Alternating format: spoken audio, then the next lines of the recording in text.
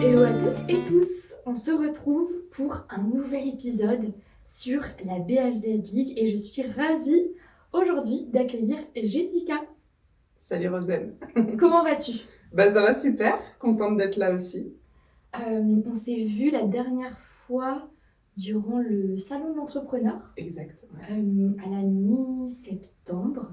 Donc ça va déjà faire 15 jours, c'est fou. Enfin, Le temps défile. tellement.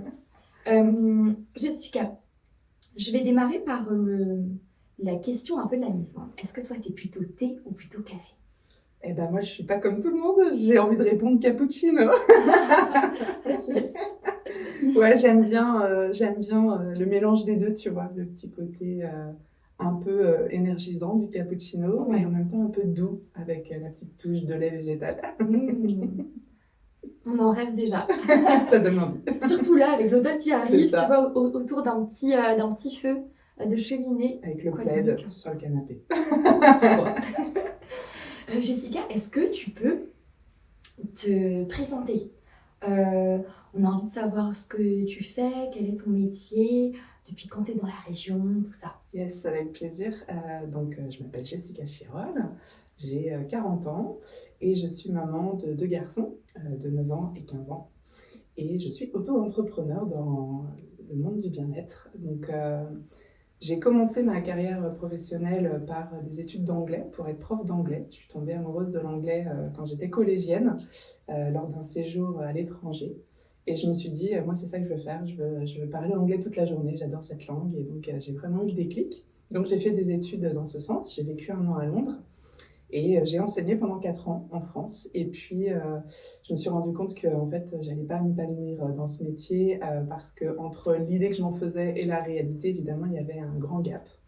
Donc, j'ai eu mon premier garçon. Et puis, je me suis aussi rendu compte que rester à la maison et m'occuper des enfants à temps plein, c'était pas fait pour moi. J'avais vraiment besoin du contact humain adulte, tu vois, et pas uniquement les areux et les couches. Et donc, je me suis dit, bah tiens, j'ai besoin de retrouver une activité professionnelle, peut-être juste un mi-temps dans un premier temps, un truc simple, tu vois, où quand je rentre à la maison, j'ai pas de devoirs, parce que le problème du métier de prof, c'est que bah, tu rentres avec des copies, tu as des cours à préparer, et quand tu as une vie de famille, ça peut être assez compliqué. En tout cas, moi, je me voyais pas du tout le gérer comme ça. Ouais. Donc, je me suis reconvertie au métier RH et paye, donc tu vois, rien à voir avec mon parcours d'origine. J'ai eu l'opportunité de travailler dans une société assez familiale où travaillait l'une de mes sœurs. Donc c'est elle en fait qui m'a fait rentrer en CDD. J'allais te demander si tu avais dû reprendre tes études. Non, du tout. En fait, j'ai eu la chance de rentrer par la petite porte, un peu comme pour l'enseignement d'ailleurs, parce que j'ai pas eu le concours, donc je suis passée en mode contractuel, tu vois. Et je m'étais dit que je passerais le concours après, puis finalement je l'ai jamais passé, ou repassé plutôt. Et pour ma sœur, ça a été pareil en fait. Elle m'a dit, moi j'ai besoin de quelqu'un pour m'aider, je suis en train de monter un service, etc. Et j'ai besoin d'une petite main. Donc je me suis dit, bah, c'est nickel, moi je veux juste bosser à mi-temps, faire des tâches administratives, écrire des mails, répondre au téléphone, faire des trucs un peu, tu vois, simples.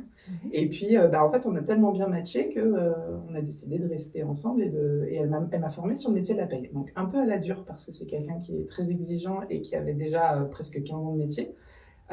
Mais ça a été hyper formateur pour moi. Et puis au sein de ce métier, j'ai pu retrouver certaines choses que j'aimais faire, dont la formation, dont la cohésion d'équipe, etc. Parce qu'en fait, on a monté une équipe ensemble et on a bossé 6 ans dans cette boîte. Et c'était vachement intéressant de pouvoir créer un service, en fait, parce que ça a vraiment été ça le process. Mais bon, c'est arrivé dans une période de vie où moi je me suis séparée, j'étais un peu fatiguée aussi de ce métier parce que c'est un métier très exigeant. La paye, c'est très peu connu, on pense souvent compta, mais la paye, c'est toute la législation en vigueur qui change tous les 4 matins. C'est de l'abattage parce que tous les mois on fait les mêmes tâches, beaucoup de mails, beaucoup de gestion du personnel. Et puis c'est surtout un métier où tu crois que tu sais, mais en fait tu sais jamais parce qu'il faut toujours te réinventer et il faut toujours réapprendre les nouvelles règles. Donc c'est assez épuisant du point de vue mental. Et pareil, hein, en étant jeune maman, j'avais ma vie de couple. Ça a été un peu Tchernobyl à ce moment-là. Et donc je me suis dit, ça n'a plus trop de sens en fait, ce métier. Ça me draine toute mon énergie et j'ai vraiment envie de faire autre chose. Moi j'aime l'humain et j'ai envie de bosser avec l'humain. Donc je me suis séparée, j'ai eu mon deuxième fils, j'ai reconstruit ma vie. Et puis là je me suis dit, mais en fait moi j'ai envie de prendre soin des gens. J'ai envie de pouvoir faire ce que je fais au naturel avec mes amis, mes collègues, tu vois. Parce que j'ai toujours été la nana qu'on vient voir et à qui on raconte ses petits soucis.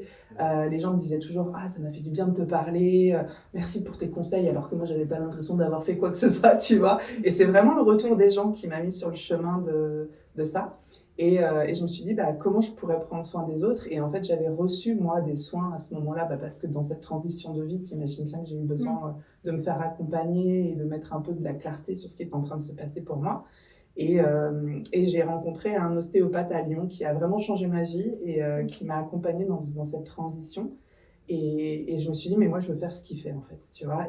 Donc manipuler physiquement pour le coup les corps et les faire... Et ben, il y avait cet aspect-là, mais il y avait aussi autre chose qu'à l'époque, je ne comprenais pas, qui était plutôt du domaine de l'énergétique. Et je me suis dit, je ne sais pas ce qu'il fait, je ne sais pas comment il fait, mais il a accès à des informations par une méthode peut-être. Et donc, j'ai voulu en fait aller voir, bah, c'est quoi cette méthode. Donc, j'ai cherché une formation en énergétique. J'ai trouvé une école, j'ai trouvé la formation, sauf que la formation m'appelait, mais pas la personne qui proposait la formation. Et là, je me suis dit, bah, c'est pas grave, je vais regarder ce qu'ils font par ailleurs dans ce lieu qui est génial dans le 78, c'est l'école Cassiopée. Et je les recommande vraiment parce qu'ils ont vraiment de très très bonnes formations. On les mettra dans la description de l'épisode. Super. Et du coup, je m'étais inscrite à un week-end de découverte et j'ai fait des petits ateliers. Donc j'ai fait des ateliers en énergétique, j'ai fait des ateliers autour des huiles essentielles parce que ça m'intéressait aussi. Et puis j'ai fait des ateliers autour du massage. Et en fait, très honnêtement, je ne savais pas du tout pourquoi je m'étais inscrite parce que vu le rapport que j'avais avec mon corps à l'époque et comment je ne me sentais pas forcément super bien, je me suis dit, aller faire du massage ou masser les gens, c'est pas fait pour moi. Mais bon, j'étais là, j'étais dans les ateliers, tu vois, et je me suis lancée. Et finalement, ça a été le déclic. C'est-à-dire que vraiment, je me suis rendu compte que c'était un autre moyen de prendre soin des gens, d'être à l'écoute du corps et de pouvoir ressentir finalement leurs besoins. Et j'ai vraiment eu un déclic sur un des ateliers et la formatrice l'a vu et elle m'a regardée à la fin du cours, elle m'a dit: il s'est passé un truc pour toi? Non, j'ai dit: ouais, il s'est passé un truc. Ça a créé une vocation. Ça a réveillé quelque chose chez moi. En fait, j'ai compris que j'étais capable de pouvoir faire ce que je faisais dans l'écoute à l'autre d'une autre manière. Okay. Et donc, je me suis formée. J'ai lancé mon activité en 2018 en me disant: je veux faire ça. Bon, la réalité m'a vite rattrapée parce que quand tu as des enfants en bas âge, que tu es praticienne en massage bien-être, bah, tu travailles surtout le soir et les week-ends. Sauf que bah, quand tu as des enfants et que tu gères ça toute seule, c'est pas très compatible. Donc, j'ai dû mettre mon activité sur un autre plan, c'est-à-dire plutôt le faire en complément de revenus et puis retourner à travailler dans un métier que je connaissais qui était la paye parce que c'est là où il y avait du travail et de l'argent, très clairement. Un peu à contre-cœur, mais voilà, il a fallu faire des choix. Et j'ai rebossé 2 ans pour mon ancien employeur sur un poste un peu différent à la hotline. Tu vois, c'était encore une autre approche du métier qui était assez épuisante aussi, mais parce que tu fais le pompier toute la journée. Tu vois, les gens t'appellent, ça marche plus, faut intervenir vite, tu vois. Ou je comprends pas, il y a un problème, faut que je sorte mes payes, est-ce que tu peux me dépanner? Donc c'était beaucoup de pression en fait, ce boulot. Et puis c'est l'époque où la société a été aussi rachetée. Donc, il y a plein de choses qui ont bougé au niveau de la structure de la société et je ne m'y retrouvais plus. Donc, je me suis dit, il faut là que je change à nouveau. Donc, j'ai eu la chance de trouver un poste de gestionnaire de paye dans une boîte où travaillait ma sœur. Donc, ce qui est drôle, c'est qu'on n'avait jamais réenvisagé de bosser ensemble parce qu'on avait bossé ensemble 6 ans, ça s'était super bien passé, mais tu vois, chacun a pris un peu sa direction. Et en fait, bah, l'opportunité a fait qu'elle cherchait quelqu'un, elle trouvait personne dans ce profil-là. Moi, j'avais le profil et je cherchais, et donc ça a matché. Alors, si tu veux, le boulot était intéressant, la boîte où on bossait, c'était vraiment quelque chose d'attrayant parce que c'était une boîte familiale qui avait grandi. Par contre, il y avait des gros soucis internes et elle m'avait dit ça va pas être super fun, mais par contre, le boulot est intéressant, la paye est intéressante, pourquoi pas. Et donc, on a fait ça pendant 2 ans. Ça a été assez compliqué du point de vue émotionnel pour moi parce que j'ai dû... Peut-être travailler aussi avec sa sœur ou pas tant? Et bah en fait, travailler ensemble pour nous, ça a toujours été assez simple. Okay. On était plutôt, c'était plutôt fluide. D'ailleurs, quand j'ai rejoint ce poste-là, c'était aussi pour la soutenir parce que ça se passait pas très bien pour elle en fait dans cette société. Et moi, je me suis dit, il y a pas moyen en fait qu'elle soit toute seule là à galérer comme ça. Et donc, je suis plutôt venue en renfort. Mais du coup, Le fait que je vienne en renfort dans un espace où elle était déjà en conflit avec des gens, si tu veux, moi j'ai dû raser les murs et pas me faire remarquer, histoire de pas attirer les foudres sur moi, sauf que c'est pas du tout mon tempérament, ça. Moi je suis plutôt du genre à dire ce que je pense, tu vois, et rentre dedans. Donc pendant un an, je me suis éteinte et puis j'ai pété un câble à la fin de l'année en mode ils me font tous chier là-dedans, je vais leur dire ce que je pense d'eux. Et donc la deuxième année, t'imagines bien, a été plus compliquée parce qu'il y avait aussi une vente qui était en cours, changement de PDG, tout ça. Enfin, ça a été hyper compliqué. Bon, et puis c'est mon corps en fait qui a parlé à un moment donné et j'ai été en arrêt parce que je me suis blessée à la cheville, je me suis coincé le dos et puis je pouvais plus en fait. Quand je prenais mon PC, j'avais juste envie de mourir quoi. Tu vois, c'était devenu insupportable ce boulot. Et donc là, j'ai mon médecin qui m'a dit, je pense qu'on va écouter le message du corps parce que c'est juste la deuxième fois en fait que vous pétez un câble en 5 ans. Puis elle me dit, vous avez votre auto-entreprise, ça vous donne de la joie. Enfin, voilà, il faut se focaliser peut-être sur ce qui vous fait du bien. Il y a peut-être autre chose à envisager. Et j'ai eu la chance voilà, d'être accompagnée correctement pendant cette période. D'où l'importance d'être accompagnée aussi, justement, ça tu soulèves aussi. En fait, à la fois, mon médecin généraliste a été elle a vraiment vu la situation, et à la fois la médecine du travail, ce qui est quand même pas commun. C'est carrément eux qui m'ont dit on va vous aider à trouver une porte de sortie. C'est pas ok en fait, parce que la société voulait pas me lâcher en fait. Donc, et moi je pouvais pas démissionner, j'ai 2 gosses à charge, tu vois, à un moment donné, c'était pas envisageable. Donc la transition a été un peu compliquée, mais ça s'est fait quand même. Et donc début 2024, je savais que je serais libérée de ce métier. Et là, par contre, c'était clair pour moi parce que toute l'année 2023, j'avais bossé dans ce sens. Je voulais développer mon activité. C'est là que j'ai commencé à faire des podcasts, à enregistrer des vidéos, à créer une chaîne YouTube. Il y a plein de choses qui se sont débloquées pour moi. J'avais plein d'idées en fait pour mon entreprise. Et donc, je me suis juste posé la question de est-ce que je veux développer ici où je suis, donc à l'époque j'étais en région parisienne, en Seine-et-Marne, ou est-ce que j'en profite pour changer complètement de vie, parce que en fait ça fait des années que je voulais me barrer de la région parisienne, je ne me sentais pas du tout à ma place là-bas, et j'ai eu l'opportunité du coup de trouver un petit coin de paradis où nous habitons, dans les Côtes d'Armor, voilà. Donc j'ai découvert Perros-Guirec et la côte de Granit Rose, et là je me suis dit ok, c'est là que je veux vivre, et donc tout s'est enchaîné. Et pourquoi la Bretagne? T'es venue ici en vacances, t'as découvert les lieux par hasard? En fait, il y a 6 ans maintenant, j'étais venue lors d'un week-end avec une de mes amies, en week-end entre nanas, tu vois, on s'était dit viens, on se barre 3-4 jours et on va découvrir la Bretagne du Nord, on connaissait pas ni l'une ni l'autre. Elle connaissait quelqu'un sur Lannion, donc elle lui a demandé si elle pouvait nous conseiller. Elle nous a dit venez en week-end, moi je vous fais découvrir la côte. Et on a fait des balades sur les différents points hyper touristiques de la côte, évidemment. Et là, je me suis dit, waouh, mais c'est quoi ce lieu, quoi? C'est magique. En fait, j'ai eu 2 sensations. La première sensation, c'est de revenir à la maison. Et j'ai vécu ça en Angleterre, donc ça me parlait particulièrement. La sensation d'appartenir à cette terre, tu vois. Et mes parents sont normands, donc je pense que la Bretagne, hein, tu vois, ça devait être un peu dans l'histoire de la famille. J'en ai pas la connaissance, mais j'en suis presque convaincue.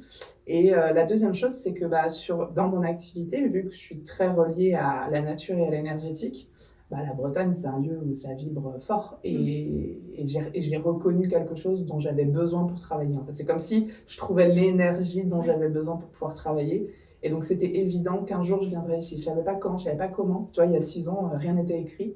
Et finalement, la vie a mis les choses en place pour que je puisse venir ici. Et quand je dis que la vie a mis les choses en place, c'est que vraiment, ici, les gens qui vivent ici savent que trouver un logement, c'est la galère.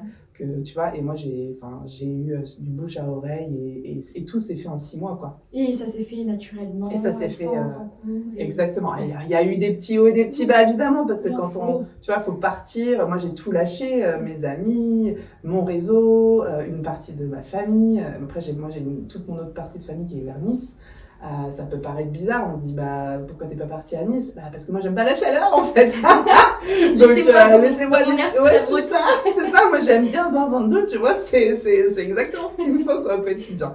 Et puis les paysages, la mer, la roche, enfin voilà, il y avait vraiment tout ce dont j'avais besoin ici. Mes enfants ont validé le projet et ça a été le feu vert en fait pour que je puisse partir et tout recommencer. Donc en fait tu vois, ça fait un peu plus d'1 an que je suis là. Et donc, je reprends tout depuis le début. Et en même temps, c'est pas vraiment vrai parce que ça fait 10 ans que je fais ça presque maintenant. Et donc, aujourd'hui, je surfe aussi sur tous mes acquis et Ouais. je me réinvente en fait, comme j'ai envie d'être aujourd'hui. Tu vois, à 40 ans, c'est aussi un changement dans la vie, c'est un vrai cap et je suis ravie de vivre cette nouvelle vie ici. Et est-ce qu'il y a une typologie de clients spécifiques que tu accompagnes? Et est-ce qu'il y a des blessures particulières, des traumas particuliers aussi que tu accompagnes en thérapie? Est-ce que tu peux nous donner un petit Ouais. peu les axes de ton métier? Ouais, alors du coup, comme je le disais tout à l'heure, je me suis formée au massage bien-être et énergétique, donc j'ai des soins en fait d'accompagnement, mais je suis formée aussi aux fleurs de bac depuis plus de 10 ans, que j'ai d'abord rencontré sur mon chemin à titre personnel, parce que je cherchais un outil naturel qui puisse nous accompagner, moi et mes enfants, sur la partie gestion émotionnelle. Et j'ai découvert les fleurs de bac une première fois quand mon premier fils avait 2 ans. C'est une naturopathe qui m'en avait parlé, je ne connaissais absolument pas. Ce que j'ai vu, c'est juste que ça a été incroyable dans la gestion de ce qui se passait pour nous à ce moment-là. Il avait eu un accident, donc il y avait plein de choses en fait au niveau émotionnel qui étaient très compliquées. Et beaucoup d'angoisse, il avait beaucoup de mal à aller se coucher le soir, des douleurs de ventre, enfin tu vois, des choses assez spécifiques. Et du jour où on a pris les fleurs de bac, ça a été terminé, c'est-à-dire le jour même, quoi, tu vois. Et là, je me suis dit, c'est quand même, je sais pas si c'est ça C'est ou pas, puissant, mais c'est ouais. puissant, quoi, tu vois. Et puis, c'est sorti de ma vie. Et quand je me suis séparée, donc 6 ans après, évidemment, tout comme toute séparation, émotionnellement, ça met en vrac. J'étais enceinte de mon deuxième. Donc, si tu veux, au niveau de la part émotionnelle, elle était quand même, le curseur était quand même assez haut. Et je me suis dit, il faut que je trouve quelque chose là, parce que le quotidien est un peu compliqué. Et j'ai repensé aux fleurs de bac. Et donc, j'ai consulté quelqu'un qui m'a conseillé. Ça a été même résultat. Du jour au lendemain, la maison, on s'est apaisé de fou. Quand Ethan est arrivé, il avait tendance à se réveiller la nuit et tout. Pareil, on a pris des fleurs et c'était génial, quoi. J'en reviens pas, en fait. Je me dis, des fois, je me dis, mais c'est dingue, tu vois, de pouvoir. Enfin, les gens connaissent pas beaucoup, mais ça demande vraiment à être connu. C'est un truc qui devrait être dans tous les foyers, quoi. Et quand j'ai compris ça, je me suis dit, non, mais il n'y a pas moyen, il faut que moi, je me forme. Il faut que je comprenne c'est quoi cette thérapie florale, en fait, comment ça marche. Et donc, j'ai fait une formation en ligne avec une nana qui était psychologue et qui utilisait les fleurs de bac dans ses consultations. Elle a une approche qui était particulière, donc c'est Mathilde Jean, on pourra peut-être aussi la citer sur la vidéo, parce qu'aujourd'hui elle fait encore de la formation, puis elle développe vraiment au-delà des fleurs de bac. Et j'aime beaucoup son approche parce qu'elle amène vers l'intuition. Et en fait, moi, ça m'a parlé parce que j'étais quelqu'un de très cérébral, avec mon parcours. Quand tu as bossé dans la paye pendant presque 10 ans, tu es un peu formaté. Et moi, j'avais besoin de revenir au contact avec le corps, d'où le massage, et aussi à écouter ce qui se passe à l'intérieur. Et les fleurs m'ont vraiment aidé à ça. Donc ça m'a d'abord aidé personnellement pour moi, parce que je suis une grande émotionnelle, et puis pour mes enfants. Et puis j'ai eu envie de le faire découvrir à tout le monde. Et en fait, je me suis spécialisée parce qu'en fait, j'ai tellement aimé cette thérapie que j'en ai bouffé des infos, si tu veux. Et puis c'est une thérapie qui vient d'Angleterre. Donc tu vois, ça faisait le lien aussi avec l'anglais, quoi.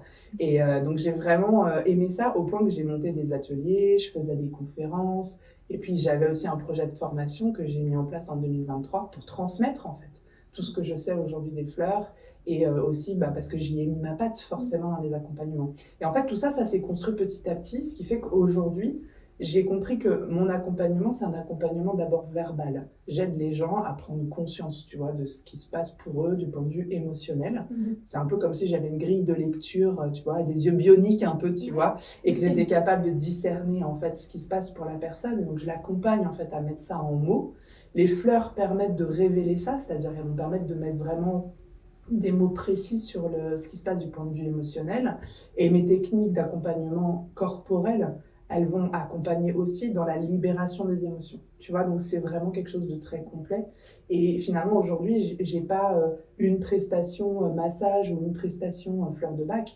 J'ai un accompagnement verbal en fonction du besoin de la personne. Et donc, les gens qui viennent à moi pour répondre à ta question, ce sont à la fois des hommes et des femmes, des enfants, parce qu'en fait, j'accompagne aussi parents-enfants, des couples, des gens, même des personnes âgées.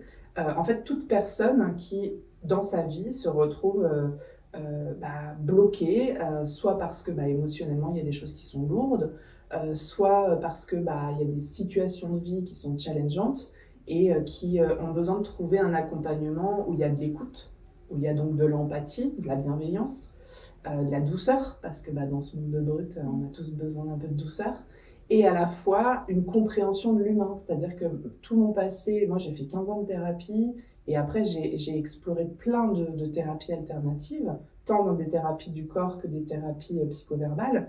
Et du coup, j'ai vraiment des outils aujourd'hui qui me permettent d'accompagner de manière holistique. C'est pour ça qu'aujourd'hui, je me définis comme thérapeute holistique, parce que c'est très compliqué de mettre une étiquette sur mes accompagnements.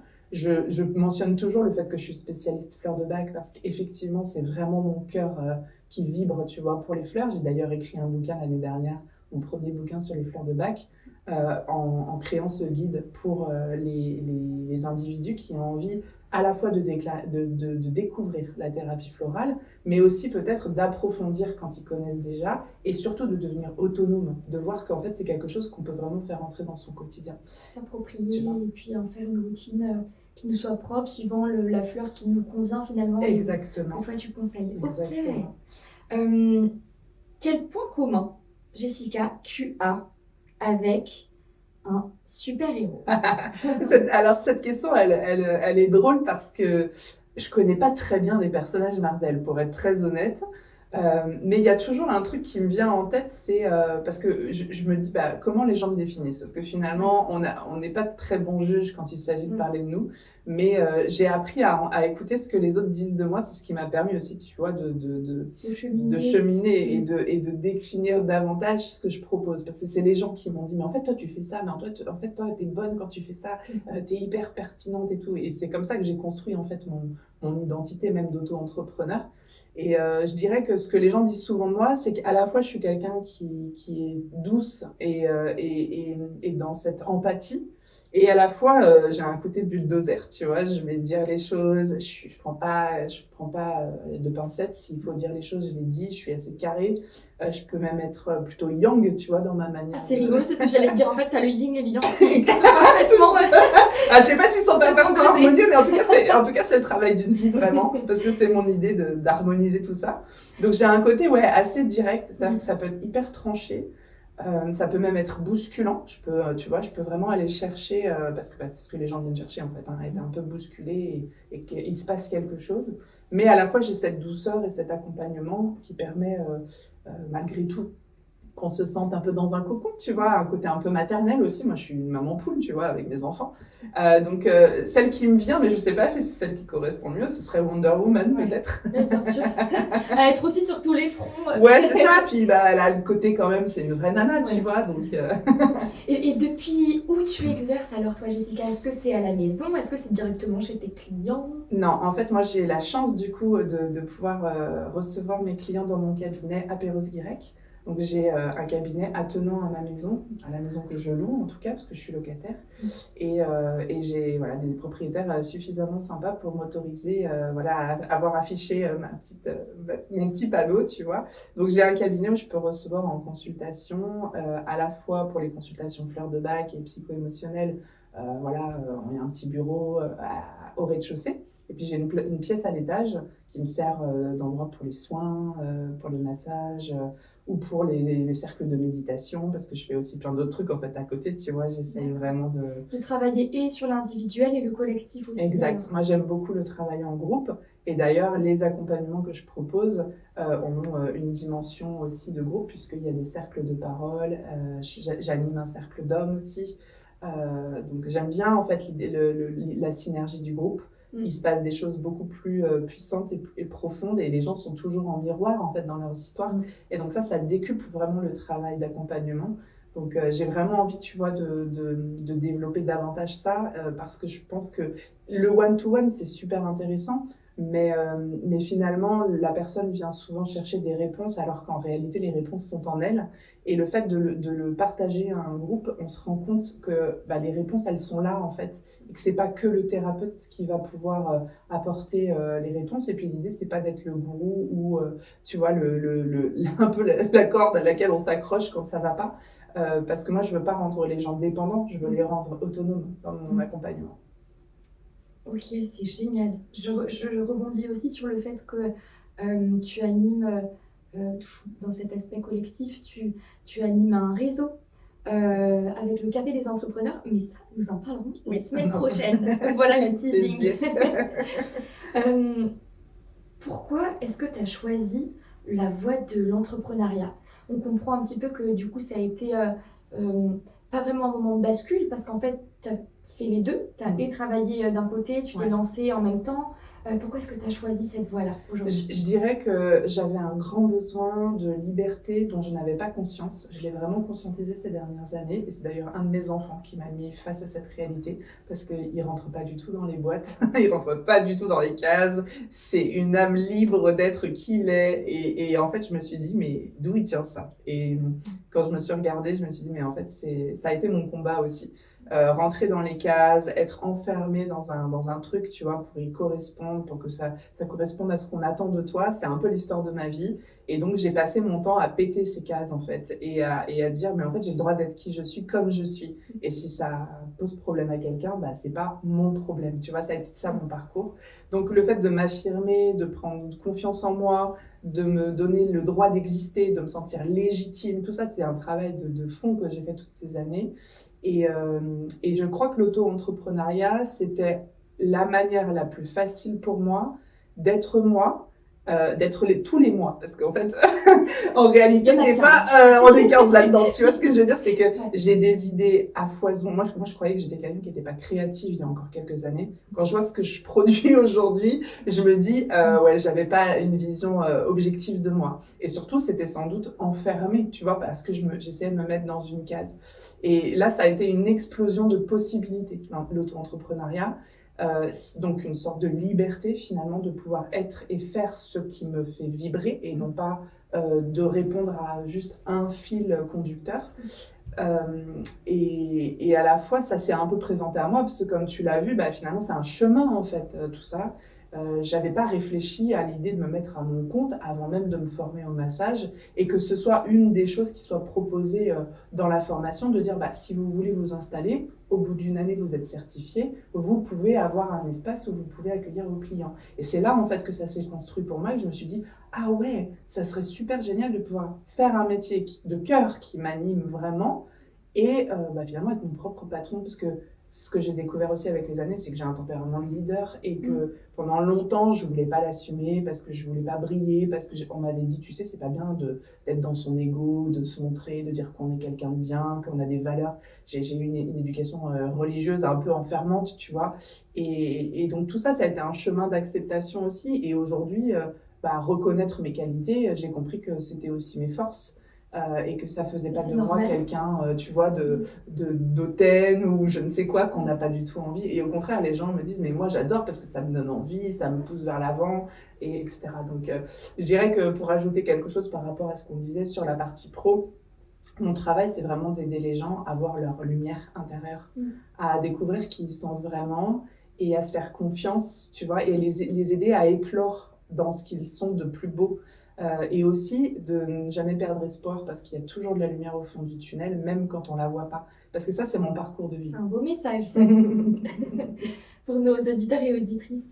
Est-ce qu'on peut te demander comment est-ce que tu as connu le BHZ? Ouais, avec grand plaisir. Et bien écoute, lors d'un pique-nique que j'ai organisé avec donc, des gens du coin, on en parlera sur la prochaine émission, pour pas trop spoiler.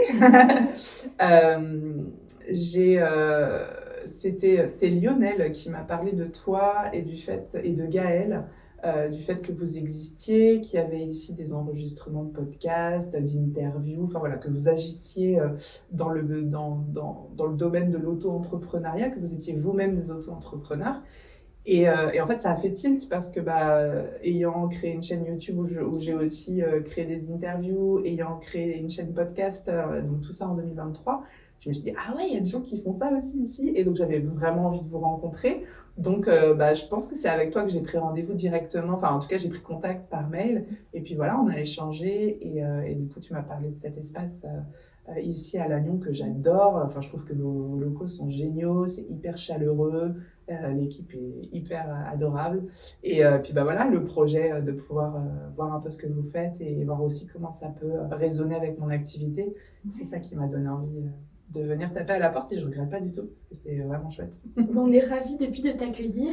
Et puis comme en début d'émission, on disait qu'on t'avait recroisé au Salon de l'Entrepreneur aussi. Donc c'est bien de pouvoir cultiver ces liens-là Ouais, entre entrepreneurs du Trégor. carrément. Est-ce que tu aurais une anecdote professionnelle à nous partager sur depuis que tu es à ton compte ou bien avant qui t'a marqué, un échange en particulier? Le truc qui me vient là, c'est justement sur cette notion d'auto-entrepreneuriat et de bien-être. Tu sais, quand j'ai commencé à ouvrir un peu mes chakras et à naviguer dans le monde du bien-être, je m'attendais à trouver un monde de bisounours où tout le monde il est gentil, tout le monde il est beau, tu vois. Et alors, ça a été les Et récits. parce que je pense que je suis un peu une utopique, tu vois, moi je suis quelqu'un d'hyper optimiste et donc je pars du principe que les gens sont gentils, tu vois, et c'est après coup que je me dis attends, oui mais et quand j'ai commencé à travailler dans le monde du bien-être, du coup je suis arrivée moi avec mon grand cœur ouvert, tu vois, pleine de rêves et De de, bonne et de volonté. bonne volonté, et vraiment sans me méfier de quoi que ce soit. Et j'ai rencontré du coup des gens dans ce milieu-là qui, eux, étaient là vraiment pour parler business, quoi, tu vois, et qui surfaient un peu sur la vague du bien-être pour finalement amener le business dans ce monde-là. Et ça a été pour moi un gros choc. Mais à la fois, ça a été hyper formateur parce que je me suis dit, OK, n'oublie pas que la société, elle est ce qu'elle est, l'humain est ce qu'il est aussi. Et le bien-être, ça ne veut pas forcément dire le monde des bisounours où il n'y aura pas de problème. Et en fait, c'est ces premières rencontres en fait, dans les salons bien-être, même dans les ateliers organisés à plusieurs. Il y avait des gens qui commençaient à créer des séjours bien-être, etc. Là, je me suis rendu compte qu'en fait, c'était aussi une entreprise, sauf que ça prend une autre forme. Et du coup, ça m'a structurée, tu vois, moi qui avais tendance à être un petit peu freestyle, ça m'a permis de me dire, OK, ce que tu as appris dans le monde du travail, ça va te servir aussi dans ton auto-entreprise. Parce que oui, c'est une entreprise et je crois que bien-être et business fonctionnent très bien aussi. Je pense Exactement. pas qu'il faut les opposer. Par Non, contre, oui, que quelqu'un en abuse et que ça devienne peut-être c'est malsain ça. ou que la personne soit mauvaise, oui, je pense que c'est Ouais, en autre fait, chose. il y a du Mais bon et du mal oui, partout. Il y a des gens bien intentionnés, mal ouais. intentionnés partout. En fait, il faut pas uniquement se fier à l'étiquette extérieure. Il faut toujours creuser, tu vois. Et puis peut-être, pour parler d'une anecdote peut-être un petit peu plus drôle, c'est que tu vois, quand tu deviens auto-entrepreneur, une des problématiques auxquelles tu vas être très vite confronté, c'est ton rapport à l'argent, ta légitimité aussi, parce que est-ce que je me sens légitime d'apporter ce que j'apporte? Est-ce que finalement je me sens suffisamment formée? Est-ce que j'ai assez de diplômes? Tu sais, en plus en France c'est vachement comme ça.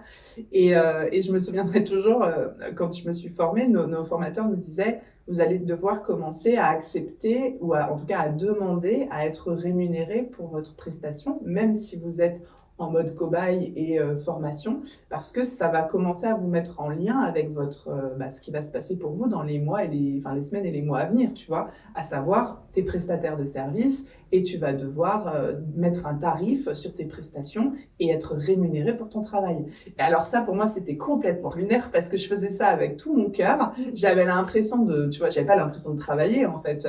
Véritablement, moi, prendre soin des gens, c'était juste un plaisir. Et je me souviendrai toujours la première fois. Donc ça y est, j'étais auto-entrepreneur, j'avais ma société, j'étais formée, j'avais mon diplôme de praticienne en massage bien-être. Et donc, il y a toujours ta première cliente, tu vois, celle qui va vraiment devoir te rémunérer au juste tarif. Donc j'avais travaillé mes tarifs, etc. Et donc à la fin de la séance, elle me dit combien je vous dois. Et là, je me suis retrouvée confrontée à ma réalité intérieure qui était mais j'ai passé un tellement bon moment avec elle, on a vachement parlé, elle s'est confiée, c'était cool, tu vois. Et là, elle me dit combien je vous dois, et pourtant je connaissais mes tarifs, et tu vois, j'ai été vraiment embêtée de lui demander le tarif que je m'étais donné. Je crois même que j'ai dû lui demander moi, tu vois. Et là, je me suis dit, oulala, il y a du travail à faire. Et on démarre tous, on démarre Ouais. tous et puis on passe tous par là aussi, je pense. Exact. Alors que la valeur que tu as partagée, elle est indéniable, quoi. Exactement. Quel vœu, Jessica, tu veux faire pour cette fin d'année 2025 auprès de la fée des professionnels qui vit la nuit au BHZ? J'adore les fées. Et écoute, si je peux faire un vœu pour cette fin d'année, c'est vraiment que tous les projets sur lesquels je suis en train de travailler, toutes les relations là, qui se sont construites ces derniers mois dans ce côté auto-entrepreneur, tous ces liens qui se créent, que tout ça, ça puisse vraiment créer l'émulsion que j'espère pour que mon activité puisse se développer au point que je puisse, tu vois, vraiment en vivre complètement, parce que c'est pas encore le cas aujourd'hui. Évidemment, ça fait qu'1 an que je suis dans la région. Je suis véritablement active depuis allez, mars-avril 2025, donc c'est quand même assez récent. Je sais qu'il faut dans ces métiers 2 à 3 ans, tu vois, pour s'installer vraiment et avoir sa clientèle. Mais à la fois, j'ai envie de repousser un peu ces limites-là en me disant que et pourquoi pas, et pourquoi je pourrais pas faire plus vite, tu vois. Donc je donne vraiment toute mon énergie à ça. Ça me fait vraiment vibrer de faire ça. Je me vois pas faire autre chose. J'ai pas du tout envie de revenir sur un ancien de mes métiers, tu vois. Prof d'anglais, formatrice en anglais ou gestionnaire de paye, ça fait partie de mon passé. Et voilà, le vœu que je fais, c'est que je puisse laisser ça au passé et vraiment incarner l'auto-entrepreneur que je suis aujourd'hui, tu vois. C'est tout ce qu'on te souhaite, Jessica. Merci. Où est-ce qu'on peut te retrouver si on veut prendre du coup un premier rendez-vous avec toi? Comment on fait? On t'appelle, on te Ouais, retrouve, alors je suis assez présente sur les réseaux. J'ai donc une page Instagram, une page pro Facebook. Je suis aussi sur TikTok. J'ai un profil LinkedIn, mais que j'alimente pas suffisamment à mon goût peut-être. J'ai un peu du mal avec cette plateforme, mais bon, il y a toutes les autres. Donc enfin, là où on va me retrouver, c'est avec Jessica Guidance 77. Donc il y a la page Insta et la page TikTok qui s'appelle comme ça. C'est aussi mon mail professionnel, jessicaguidance77@gmail.com. Et puis j'ai un site internet, jessicachirol.fr. Donc voilà, il y a largement de quoi faire sur tous ces réseaux pour trouver les infos. Il y a mon numéro de téléphone aussi qui est trouvable du coup très facilement. Eh bien, c'est top. On mettra tout ça en description, Yes. en légende de post. Merci beaucoup, Jessica. Merci à toi, Rosane. Et on est ravis de te retrouver la semaine prochaine. Oui, avec grand plaisir. Bonne journée à toutes et tous. Merci.